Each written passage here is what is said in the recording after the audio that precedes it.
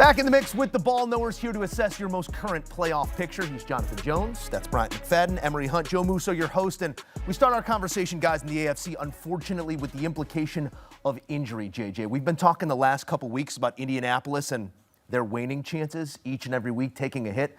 The biggest hit here coming in the form of Daniel Jones. Well, yeah, and I want to be clear, because how we had been laying it out was that we were doubting the Indianapolis Colts could sustain what they had created the first 8 weeks of the season, regardless of injury. We were hoping that everyone was going to stay healthy and that they just weren't going to get it done on the football field. And then what happens? Daniel Jones ultimately tearing his Achilles. And we see right here the rest of the schedule that they're going to have to go forward with Riley Leonard and Brett Rippon at quarterback. They're probably going to bring in another quarterback, someone who's familiar with the system a little bit.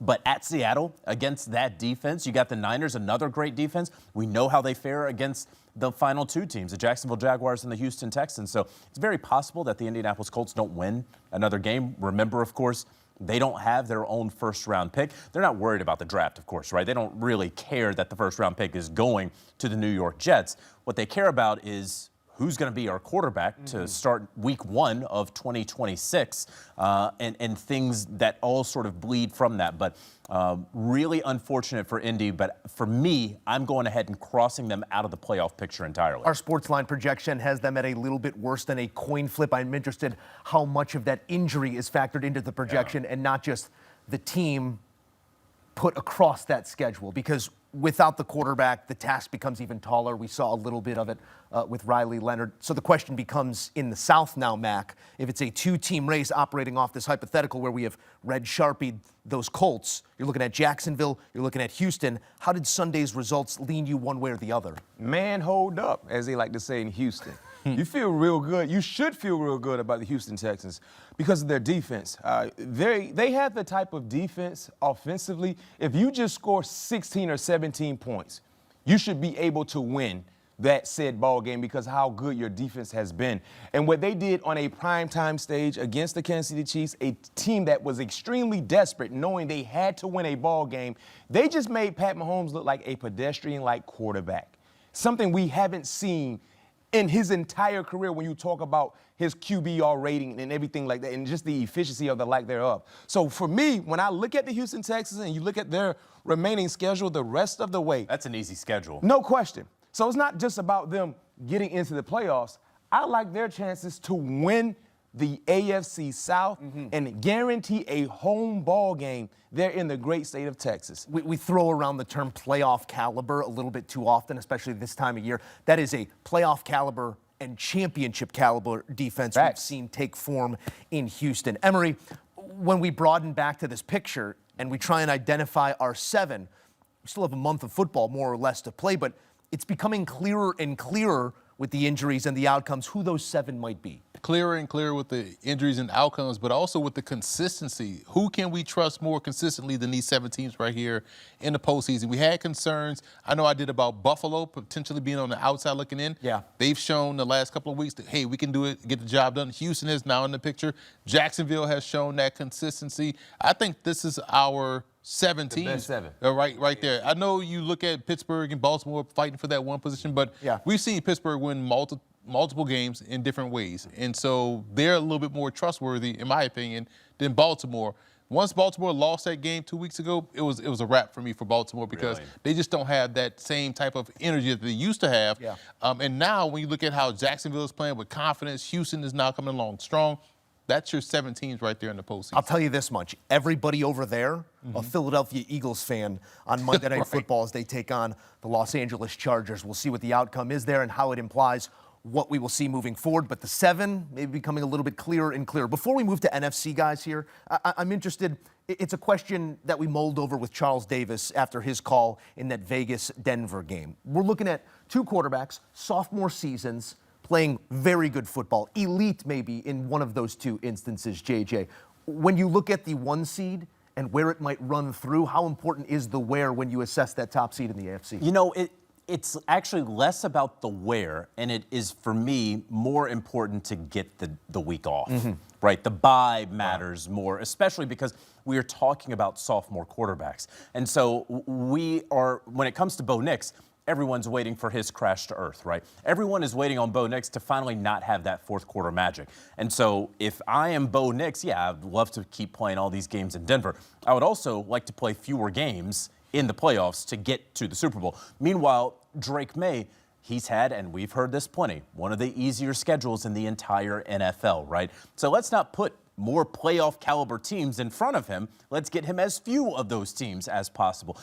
I'll say this. I believe in Drake May more because he is playing at an MVP level than I do Bo Nix, who is being buoyed by clearly a defense, and having lost a 1,000-yard rusher, at least someone who was on pace for that, they're still able to run the football. Yeah, and I agree with you. I like what I'm seeing more so from Drake May because of the volume and how consistent he's been. But the Denver Broncos defense, I think collectively, they're a better unit overall than the New England Patriots. And no knock on New England because I love their defense as well. But just the way they rush the passer and most importantly sack quarterbacks, that travels in postseason play. But that's the best thing you said about having that first round bye. And all you need to do is win 2 games to get to San Francisco, right? You just need the ball to fall in your lap twice, right? 2 weekends, and now you're getting ready for San Francisco. So it's going to be a track race for that final place, first place spot for those 2 teams, because I think it will come down to those 2 teams when you look at the nice gap of separation they have from the rest of the pack. What I like about this 7 that we have currently in the postseason, Joe, you and I had this conversation in the green room with regards to quarterback play, right? What we're seeing from this 7 is that guys and teams are just asking their guys to play their 111. No one is being a superhero. No one has to put the whole team on their back, even with Bo Nix. Just do your job, Bo Nix, and we around you can have success. Drake May, we just need you to hit 5 or 6 passes a game.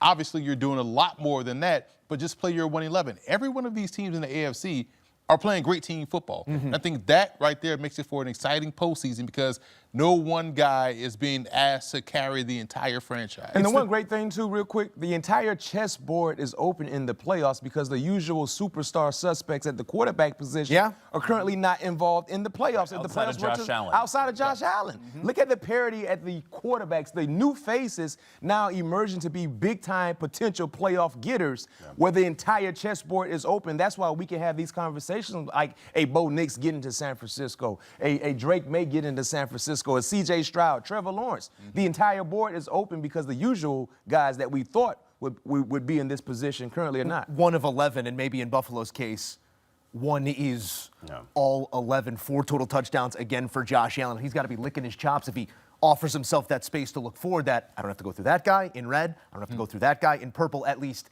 not in the current playoff picture. Let's make the math make sense on the NFC side as well, because indicative of how tight things are, 1 loss on the road against the Green Bay Packers, the Bears fall from top seed all the way to the final seed in that playoff picture, the final wild card team after their loss to the Green Bay Packers. Maybe that means the team sitting at number 1. If I couldn't sell you on the where in the AFC, I'll sell you on the where here, Jonathan Jones. Importance after we see what LA does inside once again. Yeah, the location for LA is going to matter a lot to me. And look, the last 2 years, the LA Rams have been one of the best teams in the NFL, right? Point blank, period, full stop. And the one team that has been a bugaboo for them has been the Philadelphia Eagles. When they go to Philly, they can't win. That game happens to be outside, right? And last year when they played them, in the postseason, of course, we had that snow game. But remember the week before where they got Sam Darnold inside at State Farm Stadium in the game that was relocated from Los Angeles. And just think about how great LA has been at home, right? So if you can get them in the friendly confines, and we see right there what they've looked like at home this season, it honestly doesn't look all that different. Dial in the thermostat. Right. But if they don't have to go to Lambeau, right? If they don't have to go to Philly in inclement weather. Or Chicago. Or Chicago, right? And the list can continue on. If they can stay at home, I think that the place that they won the Super Bowl in, I think that is going to pay a great deal of dividends for this group. So I'm paying attention to the 1 seed in the AFC because of who gets the week off.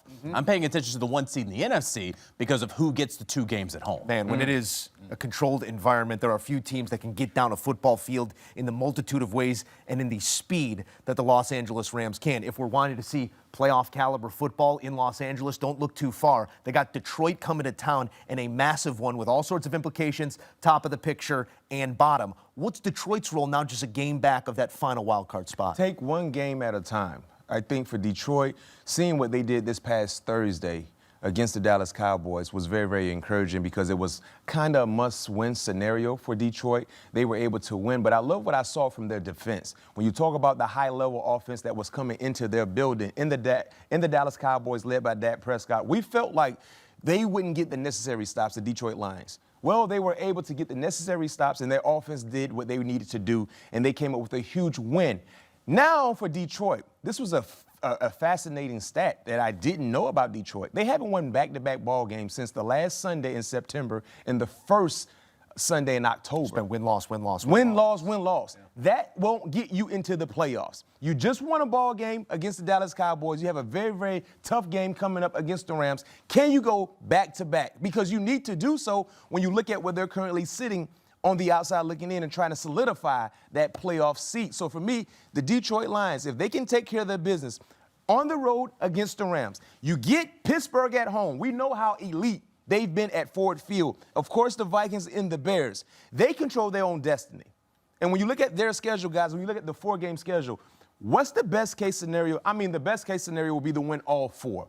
But what wiggle room would you say Detroit has with their 4 remaining games for them to be able to maybe lose 1 or 2 and still get in? What would be the Steelers?